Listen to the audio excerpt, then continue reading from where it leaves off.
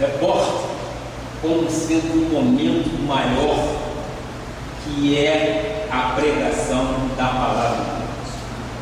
Uma igreja sem palavra é uma igreja órfã, porque é a palavra que fecha e que nos conduz a todo entendimento de Deus. A palavra de Deus foi inspirada por Ele, e nós precisamos sim estudá-la, nós precisamos acompanhar, crescer na graça e no conhecimento de nosso Jesus Cristo, conforme disse o apóstolo Paulo. E aqui nós fazemos isso sim, todos os domingos nós estudamos a palavra do nosso Deus. E como eu disse inicialmente, no mês de maio nós vamos dedicar o mês de maio ao estudo da palavra. Sim, vamos falar muito sobre família. E isto é importante para quê? Para que tenhamos uma família fortalecida, não por aquilo que o nosso pastor diz, por aquilo que o nosso Senhor Jesus Cristo quer mostrar à igreja. Tem muitos assuntos que muitas vezes a igreja se omite, e nós, com intrepidez de Deus dada aos nossos corações, nós vamos falar sim. E hoje o tema é: o que cada homem espera de sua esposa? O que cada homem espera de sua esposa? Isso é muito importante, nós ouvirmos a voz de Deus. E a palavra, o texto básico, encontra-se em Efésios 5, 25 e 26. Efésios 5, 25 e 28. Vamos lá. Maridos, amai vossa mulher, como também Cristo amou a igreja, e a si mesmo se entregou por ela. Versículo 28. Assim também os maridos devem amar a sua mulher como a seu próprio corpo, que ama a esposa, a si mesmo se ama. Que esta palavra abençoe os vossos corações. Oremos a Deus. Senhor Jesus Cristo, obrigado, Pai, pela inspiração, pela direção do Senhor, pela direção que o Senhor nos dá para este momento tratarmos de um assunto tão digno, um assunto importante, que é a família. É o bem maior que temos nesta terra. Senhor, Tu sabes quem está aqui dentro. Tu sabes quem está através da internet. E Tu sondas os corações daqueles que precisam ouvir de Ti uma palavra segura, uma palavra que eleve o coração do ser humano como marido e como esposa. Nós aqui neste momento, nós nos submetemos, aquietamos os nossos corações e Te pedimos, Pai, faça fluir através de meus lábios e cordas vocais aquilo que Tu queres trazer à Tua igreja, Pai. Precisamos ouvir a Tua palavra. Precisamos saber o que o homem precisa da sua esposa, Pai. E o Senhor, neste momento, vai trazer, sim, revelação vinda do trono, para que possamos colocar em nossos corações, para que saiamos daqui com um conhecimento profundo de que o Senhor tem um supremo governo sobre nossas vidas. Amém. Pai, eu Te agradeço pela família que eu tenho, Te agradeço pela esposa que eu tenho, Te agradeço pelo filho, genro e neto que tenho, Pai. O Senhor me deu o melhor, Pai, e eu Te dou graças, honras e glórias por tudo isso, Pai. E agora, Pai, faça-me usar aquilo que Tu queiras, Pai, em nome de Jesus. E todo o povo de Deus diga amém, amém e amém. Glória a Deus. Meus amados irmãos, meus filhos na fé, abençoados e eleitos do Senhor, pedras que vivem, pedras valiosíssimas para o nosso Senhor Jesus Cristo. Vocês são amados do Senhor. Recebam em vossos corações que nós somos queridos do Pai. Amém. Nós somos ovelhas predestinadas do Pai, para que possamos reinar em vida. Amém. Para que possamos ter sim e fazer sobejar nossa vida é guardada por Deus. Amém. Em sendo ela guardada por Deus, nós cremos que nossos caminhos são totalmente guiados por Ele. E a vontade de Deus sempre nos diz que ela é boa, é perfeita e é agradável. Meus amados, como é bom poder falar a respeito de família.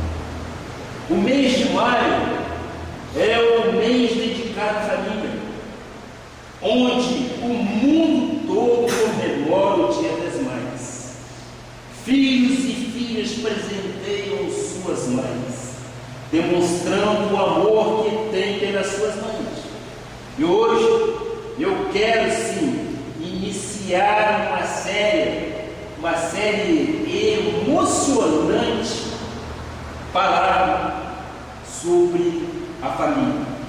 Quero falar para aqueles que já são casados, para aqueles que querem se casar, e também para aqueles que estão numa profunda tristeza por causa do estado que se encontra no seu casamento.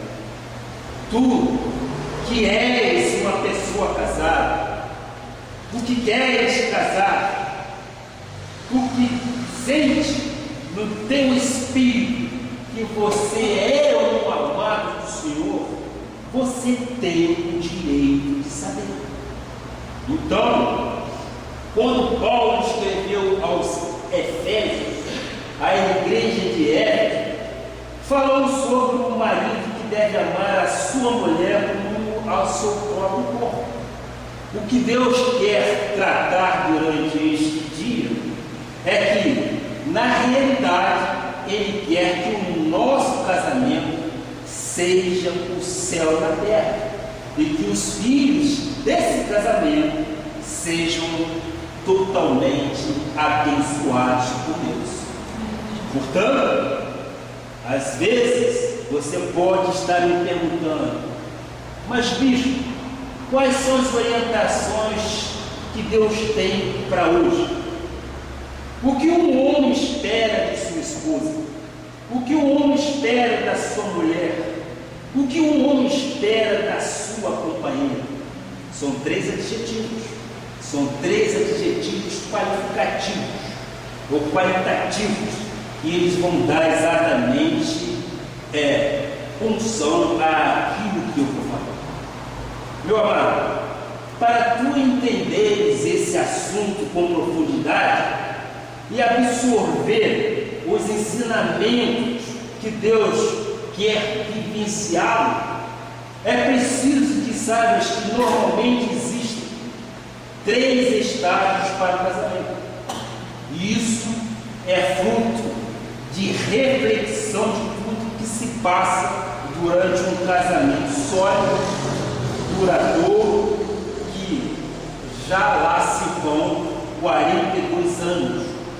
São 42 anos de casamento com uma só esposa. Então eu, de cátedra, tenho condições sim de falar exatamente sobre esse assunto. Então, temos experiência para que possamos falar sobre isso. Eu vou passar para vocês os três estágios. O primeiro estágio é o casamento que vive o encanto da lascívia, da luxúria, do amor entre um homem e uma mulher.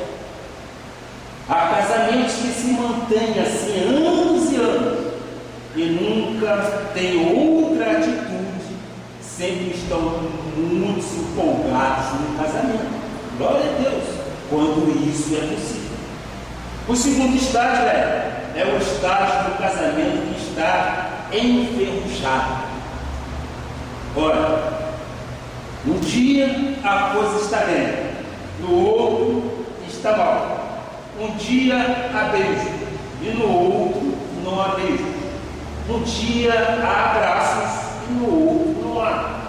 Um dia sorri e no outro chora. Então, há pessoas que não estão mais no encanto do casamento, mas estão com o seu casamento enferrujado. E nós vamos cuidar disso hoje. Vamos iniciar exatamente falando isso hoje. O terceiro estágio é o estágio que normalmente a sociedade vive muito isso. O casamento já virou poeira e já virou pó.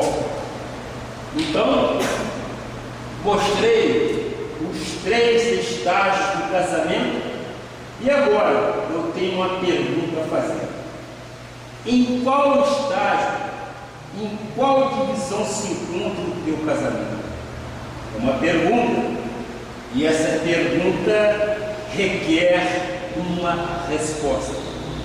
Será que há mais aquele fogo ardente? Será que não existe mais aquela paixão? Ora, e eu creio que a igreja de nosso Senhor Jesus Cristo, o altar tem que tratar desses assuntos para estimular a vida dos casais da igreja. Nós somos igreja, mas nós temos que entender que somos uma família abençoada do Senhor, conforme diz a Bíblia. E aí o papel da igreja também é de orientar os lares, principalmente os casais da igreja. O que um homem, na realidade, um marido, quer de sua mulher? Existem 10 coisas que um homem quer de sua mulher.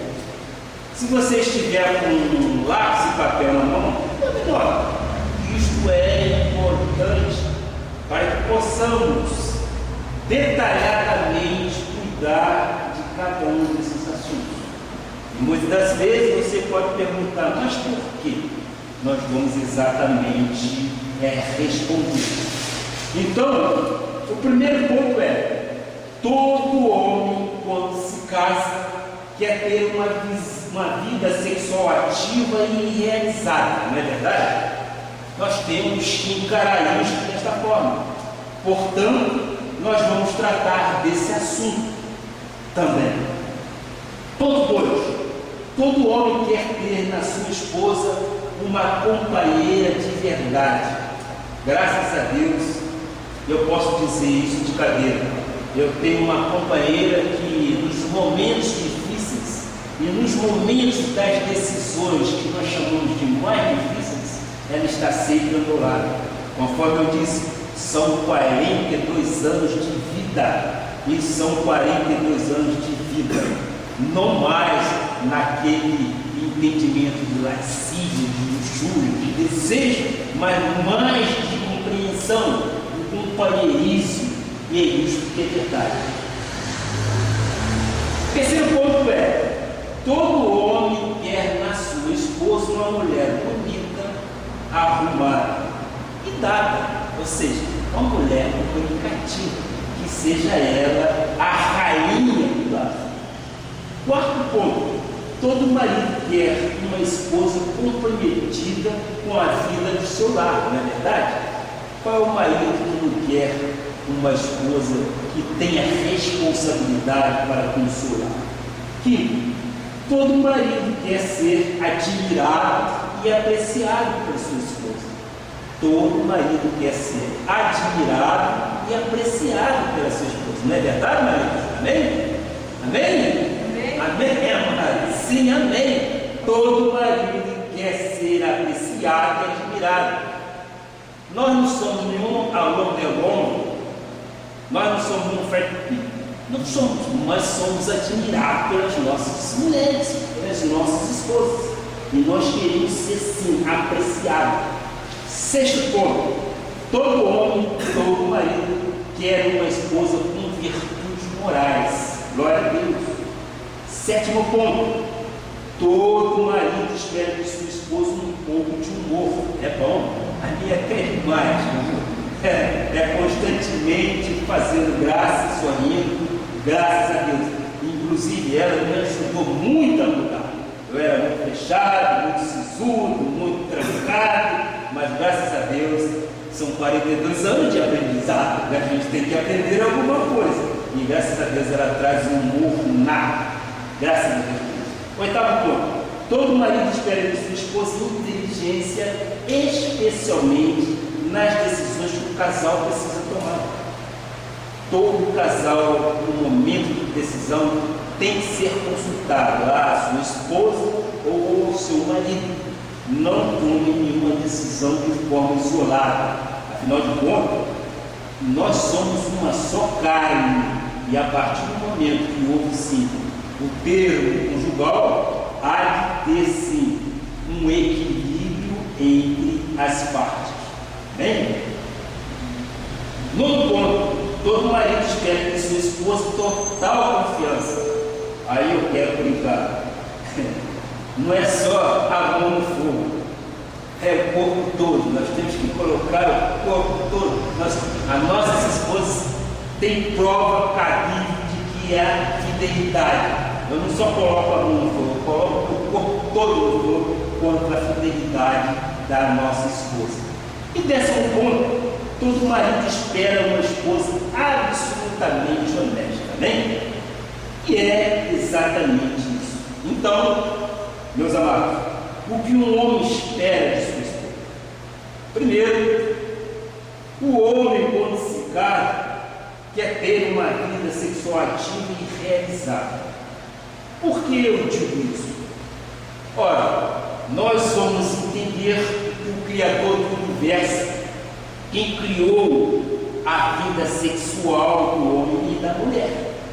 Sexo não é só para procriar, não é para ter somente filhos, mas é uma união das almas de duas pessoas casadas. E por que eu digo casados?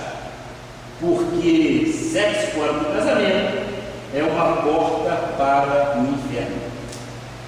Quando Deus estabeleceu a vida conjugal, Ele a estabeleceu para um casal casado. Sexo na Bíblia é algo natural. Vê que a própria Bíblia diz em Hebreus 13, digno de honra em que todos sejam um matrimônio. Digno de honra digno de honra em que todos sejam um matrimônio, bem como o leite sem marca, ou seja, sem mancha, porque Deus julgará os impuros e os adúlteros. Então começamos a ver que o sexo e a relação do casamento é uma relação bíblica, e Ele abençoou o matrimônio e diz: digno de honra é o matrimônio. Quando Deus criou a vida conjugal, a vida sexual, nós não podemos ter medo de falar isso, porque Deus criou para a procriação, mas criou para a unidade das almas das pessoas. O momento mais alto, o clímax de um homem com uma mulher é a sua vida conjugal. Foi Deus quem a criou, não tem nenhum mistério. E Ele diz que o leito de um casal casado é sem mácula, é sem mancha. E fora do casamento, obviamente, é impureza e é adultério. Lógico, evidente que nós não praticamos isso fora do casamento. Então, a vida sexual começou com quem? Já que o primeiro item do nosso estudo de hoje é uma vida sexual ativa e realizada. Biblicamente, a vida conjugal começou com quem? começou com Adão e Eva. Olha o que disse o Senhor em Gênesis 2, versículo 18. Disse mais o Senhor Deus: não é bom que o homem esteja só. Far-lhe-ei uma auxiliadora que lhe seja idônea. Quando Deus criou a mulher, a criou para ser uma auxiliadora física, auxiliadora emocional, auxiliadora espiritual e conjugal. E disse que ela deveria ser uma auxiliadora idônea e honesta. Glória a Deus por isso. Quando Deus tirou aquela costela de Adão para fazer a mulher, Adão dormiu solteiro e acordou casado. Olha o que diz Gênesis 2, 21 e 23. Isso é importante. Nós procuramos exatamente o embasamento disso. Então o Senhor Deus fez cair pesado sono sobre o homem. Este adormeceu, tomou uma das suas costelas e fechou o lugar com carne. E a costela que o Senhor Deus tomara ao homem transformou-a numa mulher. E lhe trouxe, e disse o homem, esta afinal é osso dos meus ossos e carne da minha carne. Chamar-se-á varoa, porquanto do varão foi tomada. Olha que coisa mais linda que Deus fez. Ele tirou da costela do Adão. Ele não fez gerar um homem através de uma genitora. Não havia. Ele tirou da costela de Adão, ele tirou para que se formasse então uma mulher, uma varoa. Então Deus, o Criador, sabia exatamente o tipo de companheira que um homem precisava. Deus, o Criador, o soberano, criou misteriosamente uma majestosa e maravilhosa criatura chamada mulher. Graças a Deus. Que seria de nós se não fôssemos mulheres? Mulher foi criada por Deus. O Adão, quando acordou daquele sono profundo, eu digo, daquela anestesia, ele olhou para aquela mulher linda e disse: ossos dos meus ossos, carne de minha carne. Ele ficou simplesmente o quê? Maravilhado. Ele ficou encantado. Então, o Criador sabia que Adão não estaria completamente se não existisse a ela. Ele seria um homem solitário. Ele seria um homem abandonado. Então, veja o que Deus disse quando ele criou o protótipo do homem antes de o formar. Olha o que Deus diz em Gênesis 1, 27 a 28. O que diz? Gênesis, isso mesmo, 27 a 28. Criou Deus, pois, o homem à sua imagem, a imagem de Deus o criou. Homem e mulher os criou.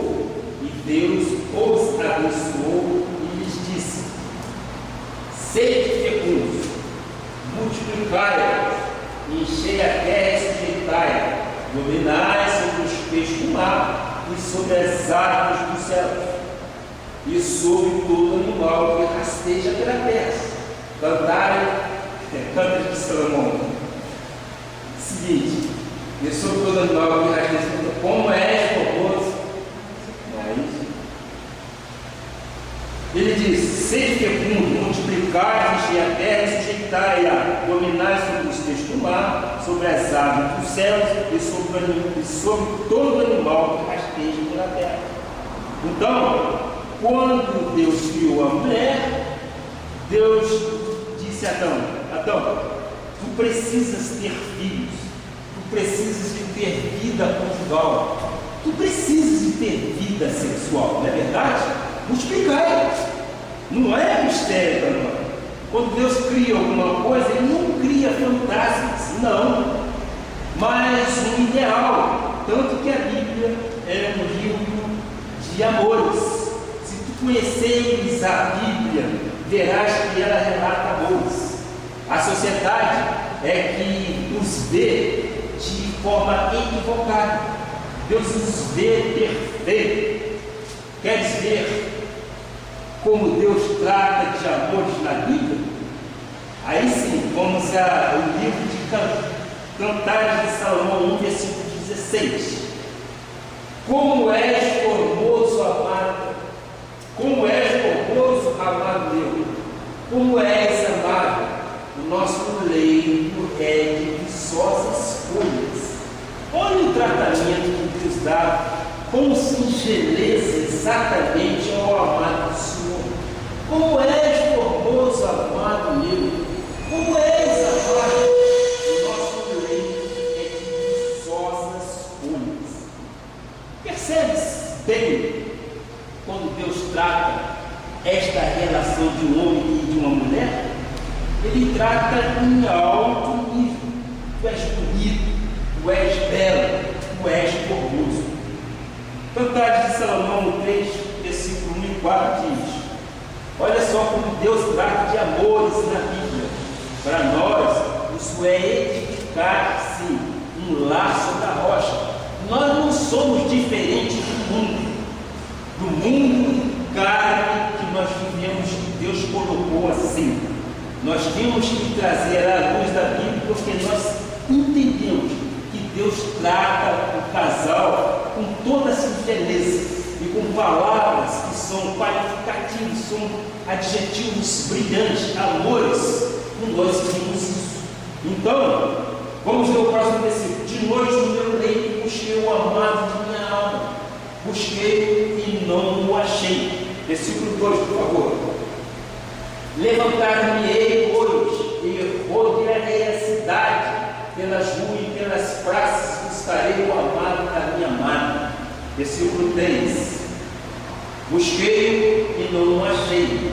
Encontraram-me os guardas que rodavam pela cidade. Então lhes perguntei: vistes o amado da minha alma?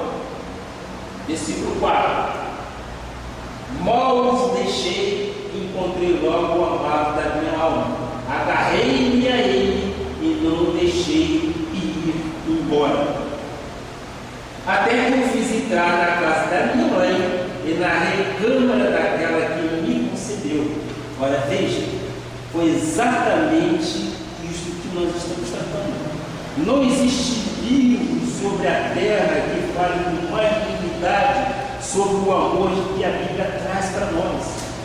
Há quanto tempo tu não olhas para a tua mulher ou para o teu marido e o elogia?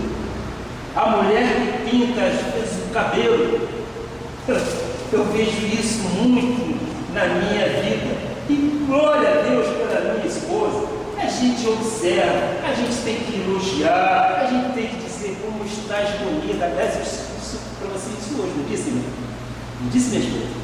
Então, ela sempre bonita, sempre sorridente, sempre amada, sempre bem com a vida. Quando uma mulher admira o seu homem ou o seu marido, isso é um encanto para ele.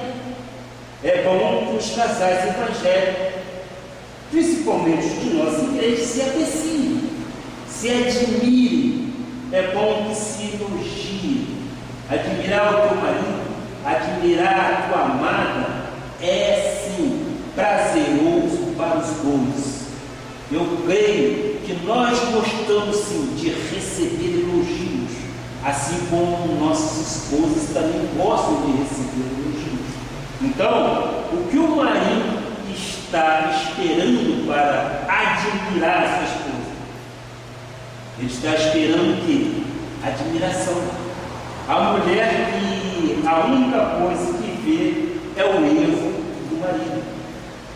Mulher, não deveis ser apontadora de erros.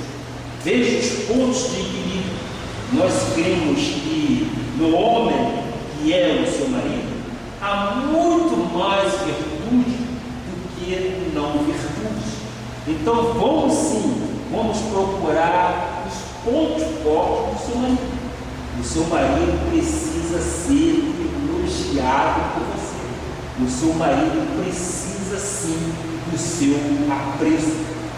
Vamos em 1 Coríntios 7, versículo 3 e 5. O marido concede à esposa o que lhe é devido, e também semelhantemente a esposa ao seu marido. Seguinte: a mulher não tem poder sobre o seu próprio corpo, e sim o marido. E também, versículo seguinte: semelhantemente, o marido não tem poder sobre o seu próprio corpo, e sim a mulher. 5. Não vos priveis um ao outro, salvo também por muito consentimento, por algum tempo, para vos dedicardes à oração. Novamente, vos ajuntardes para que Satanás não vos tente por causa da incontinência. Segundo, o homem espera conceder à esposa o que lhe é devido. Então eu pergunto: o que lhe é devido? É uma coisa que se deve. Exemplo disso é quando se compra um carro e deve o valor desse carro. Tu tens que pagar. O que é devido neste caso? O pagamento. Quando tu te casas, há coisas que devem ser pagas. A vida conjugal no casamento evangélico é um devido pagamento. Eu repito, a vida conjugal no casamento evangélico é um devido pagamento. Deus exige lealdade nessa relação. O que o homem deve à sua esposa e o que a esposa deve ao seu marido. A vida conjugal satisfatória é ativa. Por quê? Porque a Bíblia diz para que Satanás não vos tente. Quando o casal não cuida dessa área, Satanás tenta. Existem casais evangélicos que foram destruídos por causa do adultério. 1 Coríntios 6, 9 e 10. Ou não sabeis que os injustos não herdarão o reino de Deus? Não vos enganeis, nem impuros, aí tem uma relação, nem idólatras, nem adúlteros, nem efeminados, nem sodomitas. Versículo seguinte: nem ladrões, nem avarentos, nem bêbados, nem maldizentes, nem roubadores herdarão o reino de Deus. Quando o casal não tem a sua vida conjugal satisfatória, Satanás tenta roubar-lhe a paciência. Então, não penses que Satanás tenta somente as pessoas lá de fora, as pessoas da rua. Ele tenta, ou ele tem como alvo principal exatamente o povo evangélico, o povo de Deus. É sobre nós que ele tem os canhões e a mira de alça pronto.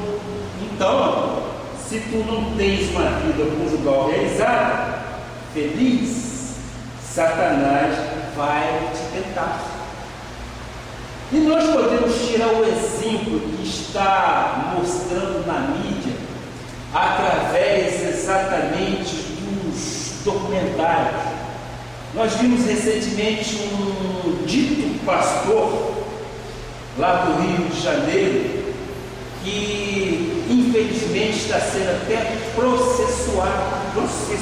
está sendo processado por aquilo que ele, ou dizem que ele fez. Não quero aqui julgar, mas o que eu quero dizer é o seguinte: se você não tem uma vida de casar ou sexual satisfatória, o inimigo começa a tentar. E aí está o exemplo.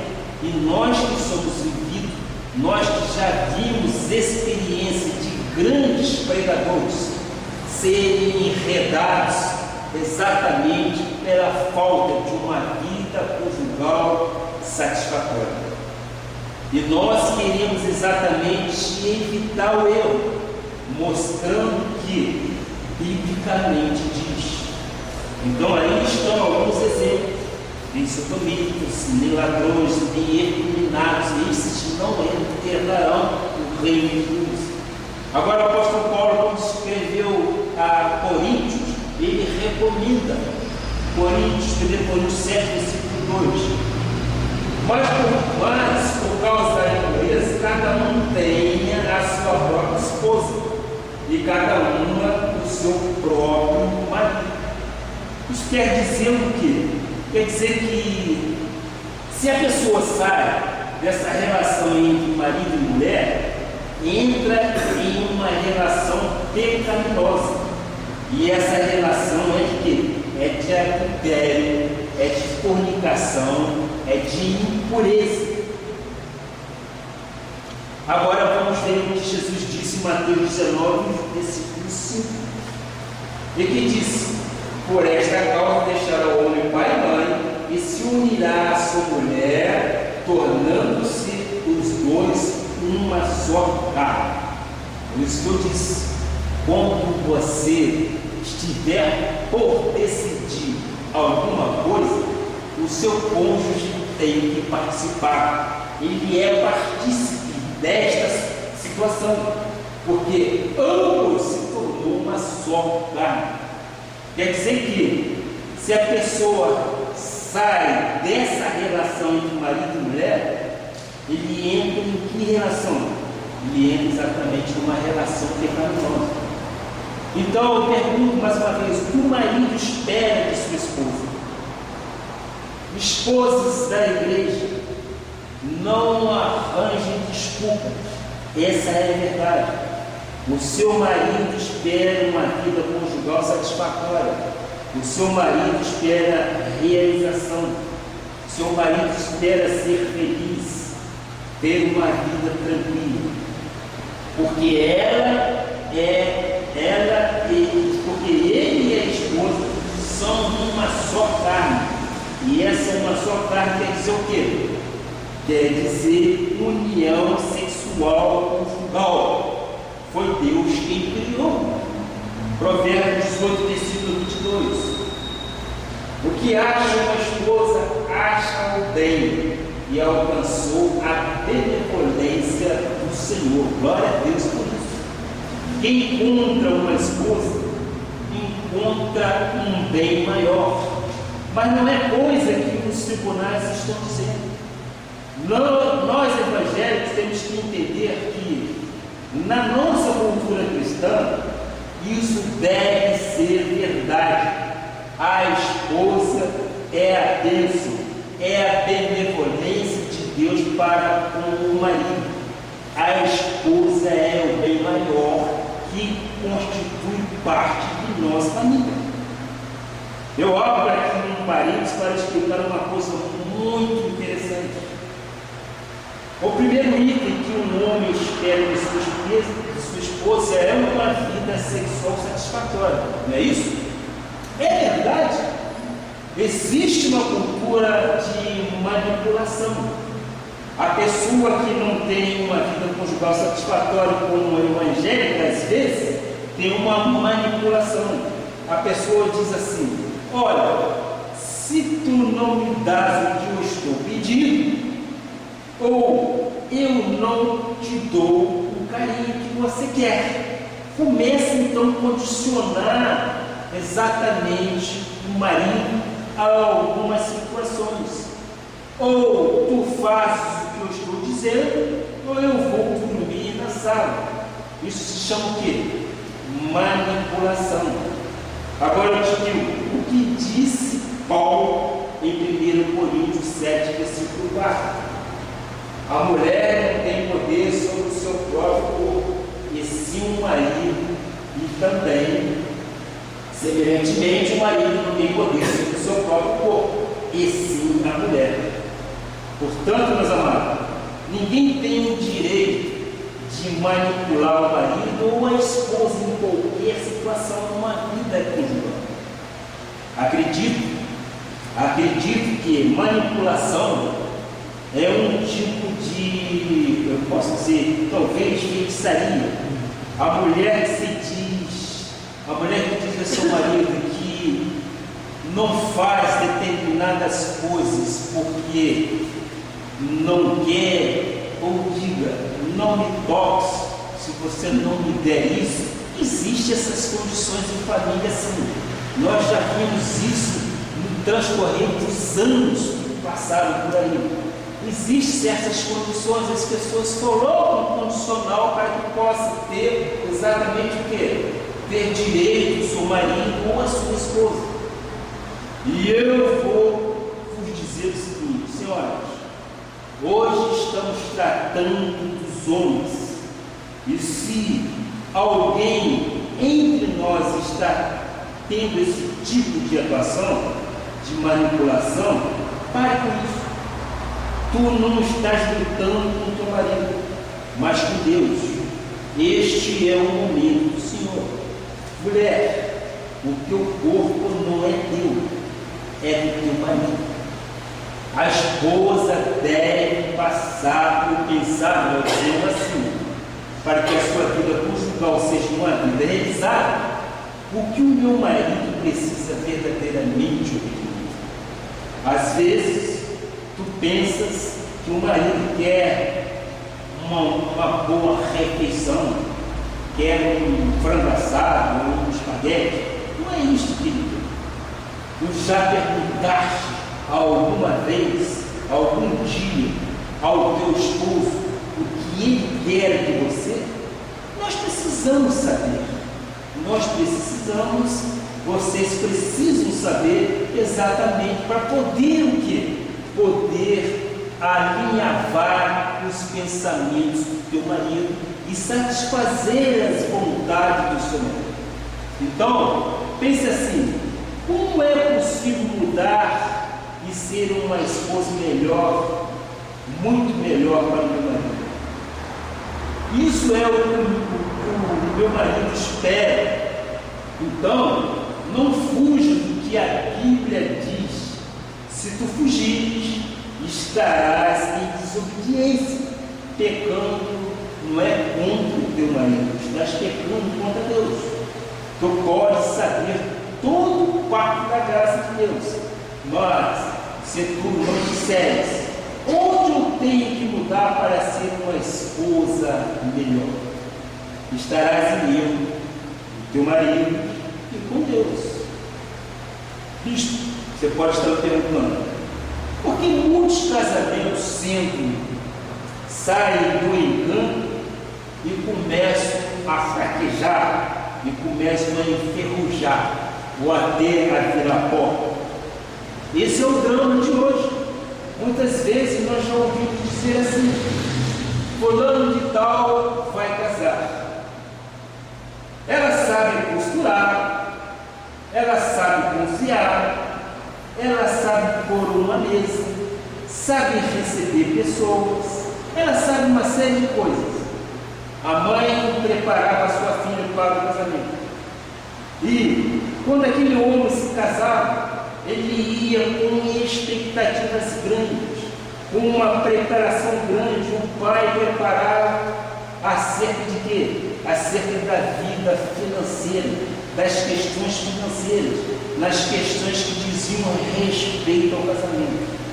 Hoje em dia, tu falas com uma moça, ou uma moça, vamos chamar uma mocinha de 15 anos, 16 anos. Que tipo de homem tu gostarias para casar? Muitas delas respondem, eu gostaria de casar com um homem como Brad Pitt, e o rapaz indica Angelina Jolie. Não é isso que Deus espera de nós, os adolescentes evangélicos, quanto ao casamento. Então, o que Deus espera é que o casamento tenha grandes expectativas, mas muita preparação. Porque eu estou dizendo isso, meus amados. Eu quero aqui abrir um parênteses para dar um testemunho. É a minha vida pessoal. Quando a minha filha estava namorando, eu e minha esposa orávamos ao Senhor. Nós pedimos para que ela tivesse sim um homem que fosse temente ao Senhor, um homem que fosse estudioso, um homem que fosse zelasse por ela. Nós nunca pedimos um homem bonitão, ou um homem de irá. Nós nunca pedimos isso. Nós pedimos exatamente um varão perfeito, que fosse trabalhador, estudioso. E por isso que eu e minha esposa, nós somos gratos a Deus.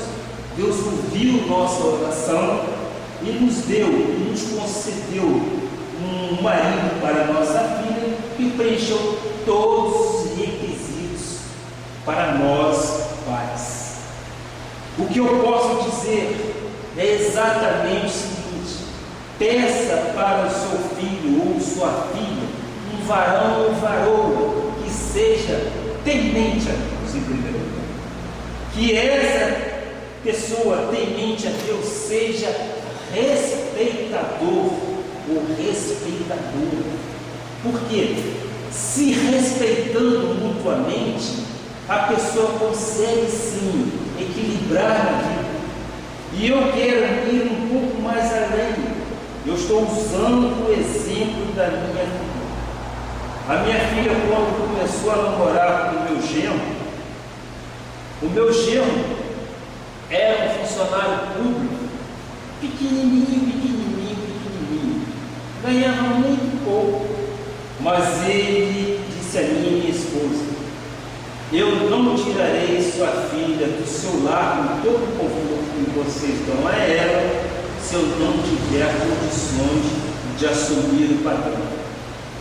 Mas ele nos disse uma coisa que nos honrou muito. Disse ele: eu vou prestar um concurso público e eu vou passar em primeiro ou segundo lugar e eu quero morar perto de vocês. Eu falei: glória a Deus, assim seja. E eu tive o grato prazer de recebê-lo no aeroporto, depois que ele fez a prova em Brasília, e passou sim, passou em segundo lugar, num concurso público a nível federal. Que é isso, meus amados? São respostas de Deus para as nossas orações. Nós queremos ver nossos filhos bem encaminhados, nós queremos ver nossas filhas bem encaminhadas, mas peça a Deus sabedoria sobremaneira, porque é Ele que vai dar o varão ou a varoa perfeita, e é Ele que vai fazer grandes coisas em nossas vidas. E isso me deixa de uma forma tranquila, porque não há necessidade de eu prover em nada. E isso deixa a mim e minha esposa de uma forma muito tranquila. Deus deu tudo o que nós queríamos. Em primeiro lugar, um homem respeitador. E é isso que eu quero mostrar a ele.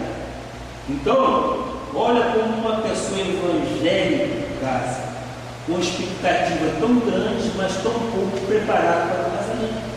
O que diz a palavra em Provérbios 31, versículo 10?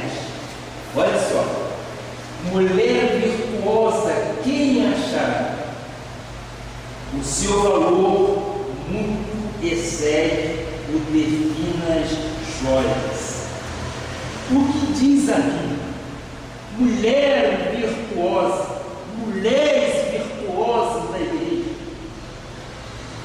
A Bíblia não fala em mulher vaidosa, mas mulher com virtude.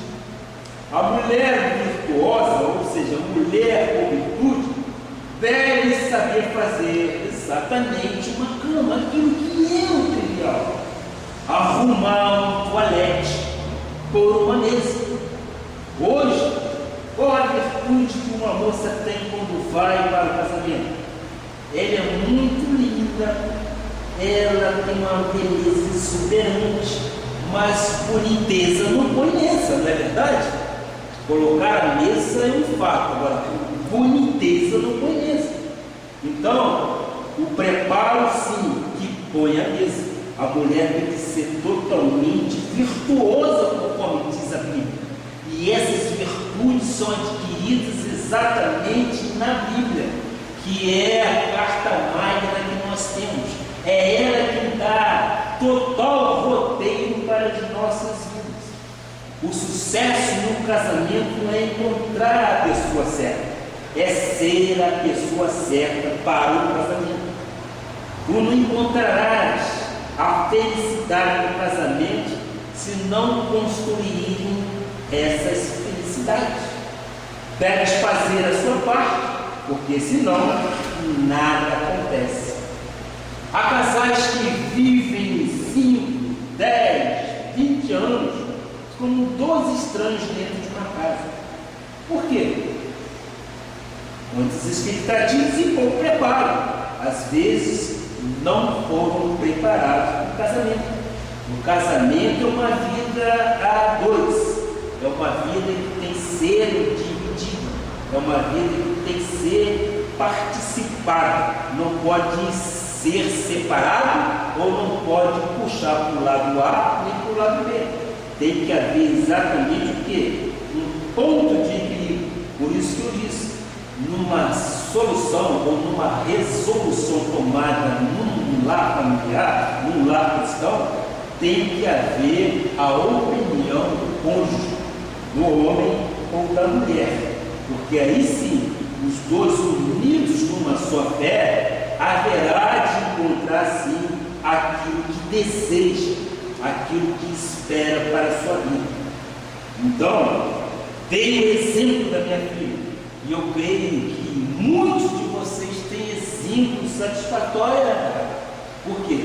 Porque exatamente é orando ao Senhor, é pedindo a Ele que dê exatamente sabedoria para que possamos então caminhar ou encaminhar nossos filhos e nossas filhas para uma vida a Deus. Malaquias 2, versículo 16 diz: porque o Senhor Deus de Israel, diz que odeia o repúdio e também aquele que cobre de violência as suas vestes. Diz o Senhor dos Exércitos: portanto, cuidai de vós mesmos e não sejais infiéis.